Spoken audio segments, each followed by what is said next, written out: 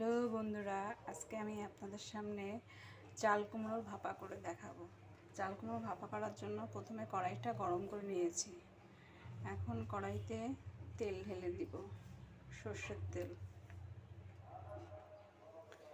তেলটা একটু গরম হয়ে আসলে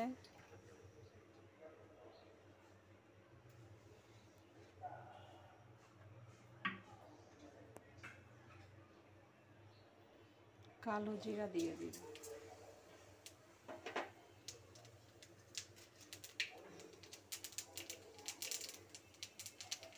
কালো জিরা দিয়ে তেজপাতা দিব।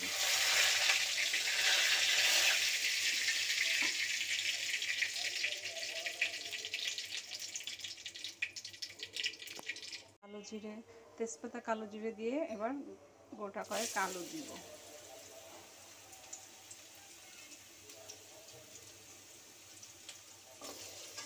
আলুটা ভাজা হয়ে একটু ভেজে নিতে হবে আলুটা।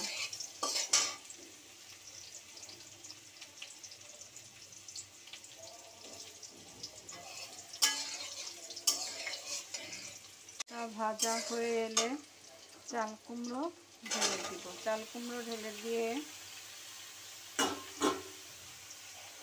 একটু কষাতে হবে। তারপরে পরিমাণ মতো লবণ, পরিমাণ মতন হলুদ দিব।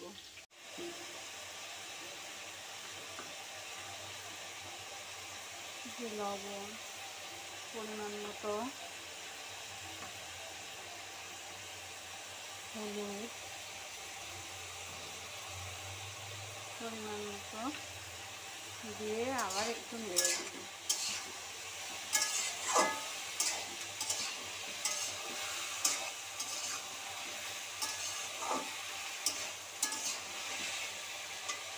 নেড়ে দিয়ে গোটা করে ঝাল দিব, কাঁচা ঝাল।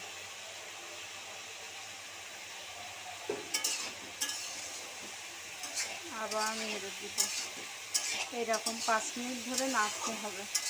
নেড়ে জল বেরিয়ে আসলে তারপরে জলের পরিমাণটা, ভাপা চাল কুমড়োর জন্য জলের পরিমাণটা খুবই কম দিতে হবে, যেন চাল কুমড়োটা সিদ্ধ হয়ে যায়।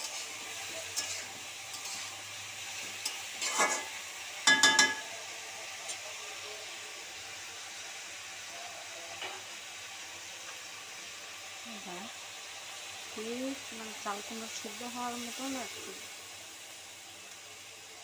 জল দেব, পরিমাণে বেশি দেওয়া যাবে না।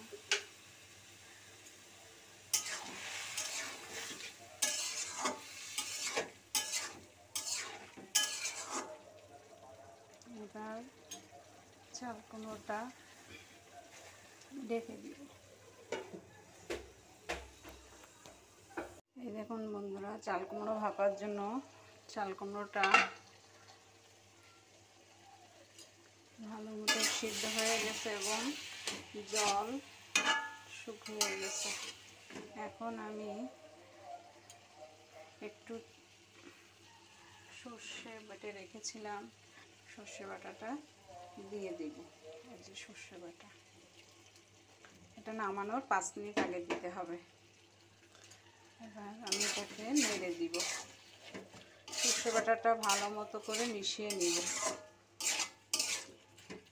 নিয়ে ঠিক 5 মিনিট পরে আমি এটা নামিয়ে ফেলব।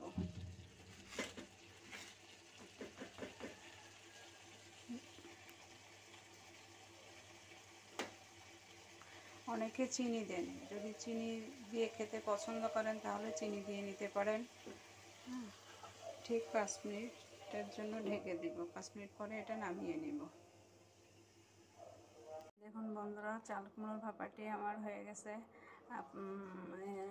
এই রেসিপিটা যদি আপনাদের ভালো লেগে থাকে তাহলে প্লিজ লাইক কমেন্ট করে জানাবেন এবং পরবর্তী রান্না দেখার জন্য আপনাদেরকে আমন্ত্রণ করা রইল।